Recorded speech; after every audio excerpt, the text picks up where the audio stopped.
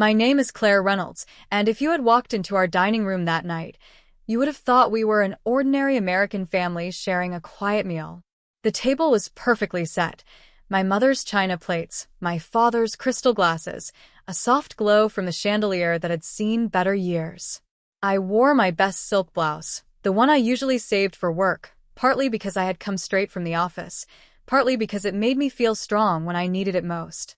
But under the polished surface, something sharp was unraveling. It started with my sister's voice, bright, excited, almost careless. "Dad, so when can we book my trip? You said once the piano is gone, the money will cover the flights." Her words sliced through me like a cold blade. I gripped the edge of my napkin tighter, forcing a polite smile while my stomach twisted. The piano. Grandma's piano. My piano. My father answered in that dismissive tone I knew too well. "Soon, sweetheart. It's just sitting there collecting dust. Might as well put it to good use." The clinking of cutlery echoed, loud against the silence that pressed against my chest. No one looked at me. They never did when the subject of music came up.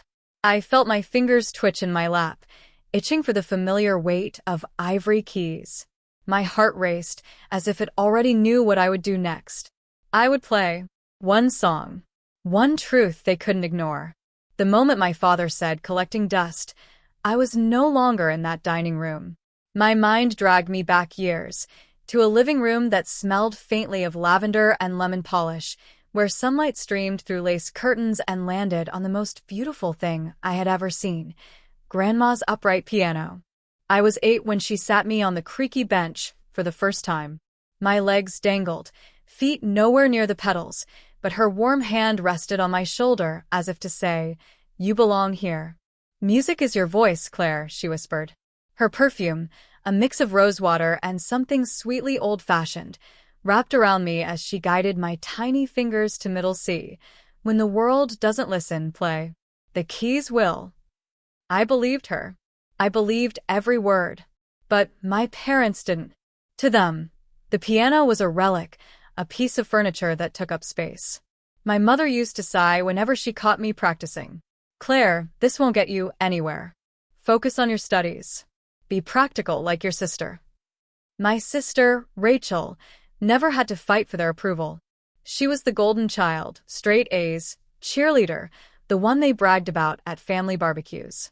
Me? I was the quiet one with her little hobby. I still remember the sting of one particular night. I was 12, trembling with excitement because I had learned a difficult piece by ear. I begged them to listen. Rachel rolled her eyes. Dad checked his watch. When I finished, there was a pause, then a dismissive chuckle. "Cute, Claire. But don't waste too much time on that."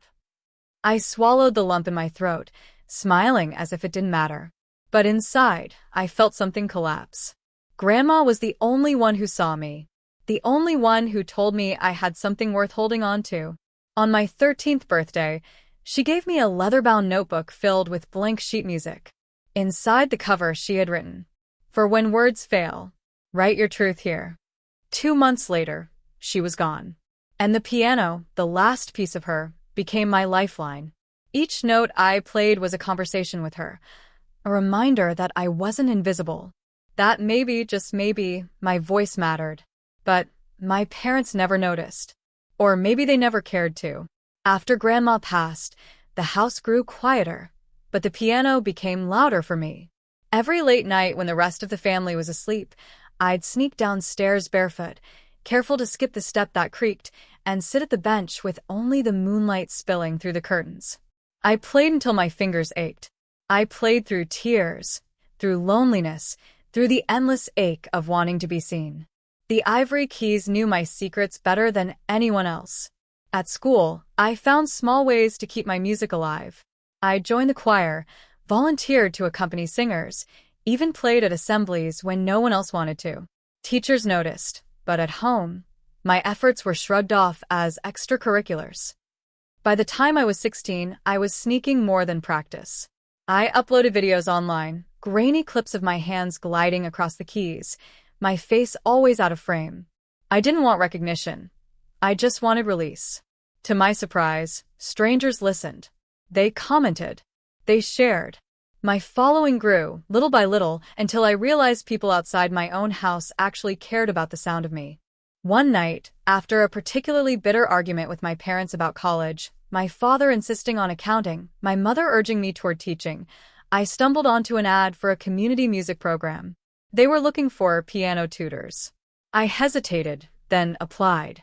When they hired me, I felt like I had won the lottery. My first student was a shy boy named Ethan who barely spoke but lit up when he mastered Twinkle, Twinkle Little Star. Watching him smile was a victory I never knew I needed. The money wasn't much, but it was mine. My first taste of independence. Through high school and into college, I balanced everything: classes I didn't care for, jobs that barely covered expenses, and music that kept me breathing. I played in coffee shops, libraries, even weddings when I could land them.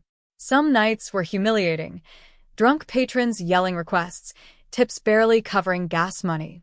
Other nights, I felt unstoppable, like Grandma was right there beside me whispering, "See, they're listening." I also found allies along the way. My music theory professor, Dr. Lawson, a silver-haired woman with sharp eyes, noticed how I scribbled original compositions in the margins of my assignments. One afternoon, she pulled me aside. "You've got more than skill, Claire. You've got soul. Don't waste it hiding." Her words settled deep inside me, pushing me to submit recordings to small competitions. A few rejections later, I won third place in a statewide contest. It wasn't much, but it was validation. And yet, at home, I stayed silent. I posted modest updates online, never revealing too much. My parents thought I was just scraping by, a practical disappointment compared to Rachel's internships and study abroad programs. They never asked how I afforded rent or why strangers sometimes recognized me at the cafe. I let them believe whatever story made them comfortable. Because the truth was mine, and I was building something they couldn't yet see. Back in the dining room, I stared at the flicker of candlelight reflecting in my wine glass. My family carried on with their chatter, but my pulse thudded so loudly I could barely hear them. My father folded his napkin, already shifting the conversation to logistics. "If we list the piano this week," he said, "we can get a buyer in before the end of the month. Rachel's flights won't wait." I pushed back my chair. The scrape of wood against tile silenced the room. 3 pairs of eyes turned toward me. Annoyed, curious, dismissive, the usual cocktail of emotions whenever I dared interrupt. "I'd like to play," I said simply. My voice surprised even me. Steady, calm, undeniable. My sister smirked. "Claire, not now." But I was already walking toward the living room. The familiar bench creaked under me, the same way it had when I was a little girl with dangling legs. I let my fingers hover over the keys, and for a moment I almost faltered. Almost. Then I began. The first notes were shaky, but they blossomed quickly into strength. I chose one of Grandma's favorites, a piece she had drilled into me over and over until it felt stitched into my veins. Each chord carried memory, her perfume, her laughter, the way she clapped when I got it right. The sound filled every corner of the house, swelling past the dining room, wrapping around us all. Forks froze midair. Rachel's smirk disappeared. My mother's lips parted, her eyes wide. My father leaned back, arms crossed, but his jaw tightened with something I had never seen before: uncertainty. I played harder, louder, pouring into the music everything I had swallowed for years. The nights they ignored me, the times they told me I wasn't enough, the grief of losing the only person who believed in me. By the time the final note hung trembling in the air, the silence that followed was deafening. I turned, heart pounding. "Dust," I said softly. "Does that sound like dust to you?" For a long moment, no one spoke. My mother finally blinked, whispering, "Claire, I didn't know." "You never asked." My voice cracked, but I held their gaze. "You never wanted to know." My father cleared his throat. "That was impressive. But talent doesn't pay bills, Claire. It's not. Not practical." I cut him off. My chest rose and fell, but I felt something fierce surge inside me. "Do you want to know how I've paid my bills the last few years? How I afforded college? how I'm sitting here today, not asking you for money while you bend over backwards for Rachel's trips? Their silence was answer enough. I've been teaching piano, performing, composing. People hire me, Dad. They pay me. I have a studio across town filled with students who wait every week just to sit where Ethan once sat, to learn, to believe they have a voice too. And yes, it's work. Real work. Work that matters. Rachel's fork clattered against her plate. Wait, you mean like you actually make a living off this? I smiled, sharp and small. More than a living. I've built something. Without your help. Without your approval. My father shifted uncomfortably, his eyes darting toward the piano as if it had betrayed him. My mother's hand trembled against her glass. Rachel looked stunned, her usual confidence dimmed. I stood, letting the truth settle around us like smoke. For the first time, I wasn't the quiet one with a little hobby. I was the woman who had turned that hobby into power, into survival, into a voice they could no longer ignore. The piano wasn't just furniture. It was proof. And tonight, they had finally heard me. The silence after my words felt heavier than the chandelier above us.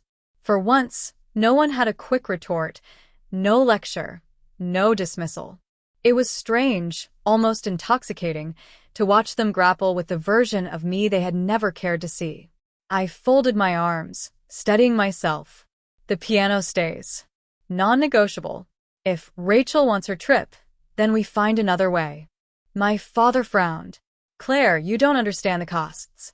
No, I said, cutting him off with a calm I had never dared before. I understand perfectly. What you don't understand is that you're not selling Grandma's legacy to fund a vacation. That instrument is the reason I survived when I felt invisible in this family. It's the reason I can stand here today and say I built something of my own. It's not for sale. Rachel shifted uncomfortably, twirling her fork. I didn't know you felt that way. I looked at her, softer now but still firm. Of course you didn't.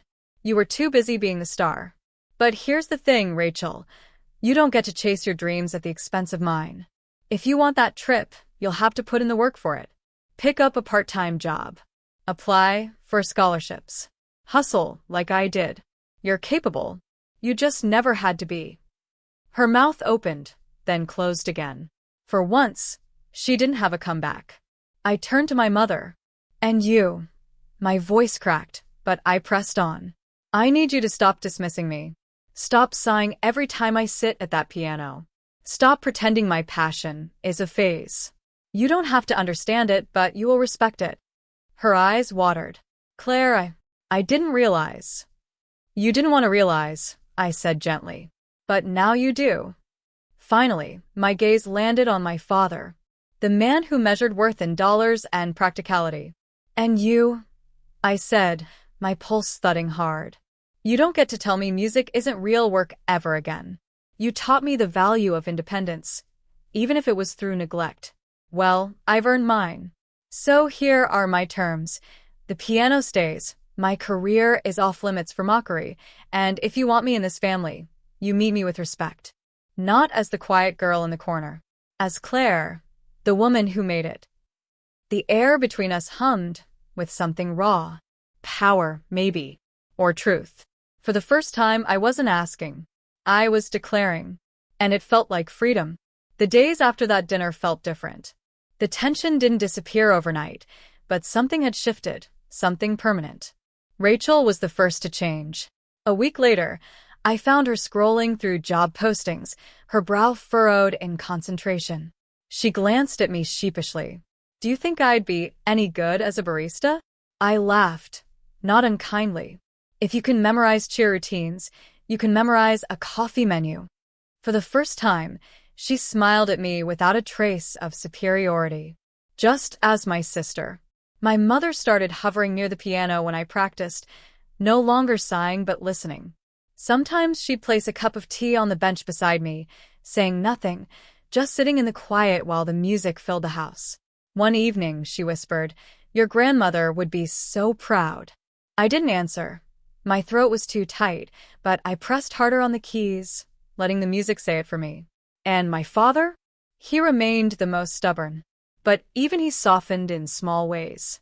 He stopped calling the piano furniture. He asked, almost awkwardly, "So, do you think your students might play in a recital someday?" It wasn't a full apology, but it was a start. I realized then that I hadn't just fought for an instrument. I had fought for recognition, for the right to be heard. And slowly, they were beginning to hear me. One evening, as I closed Grandma's leather-bound notebook of sheet music, I ran my fingers over her faded handwriting. For when words fail, write your truth here. I smiled because I finally understood. My truth wasn't just in the notes I played. It was in standing tall, in refusing to be silenced, in showing them who I had always been. I sat at the piano, pressing the first key, feeling the vibrations ripple through me. They thought it was just an old piano.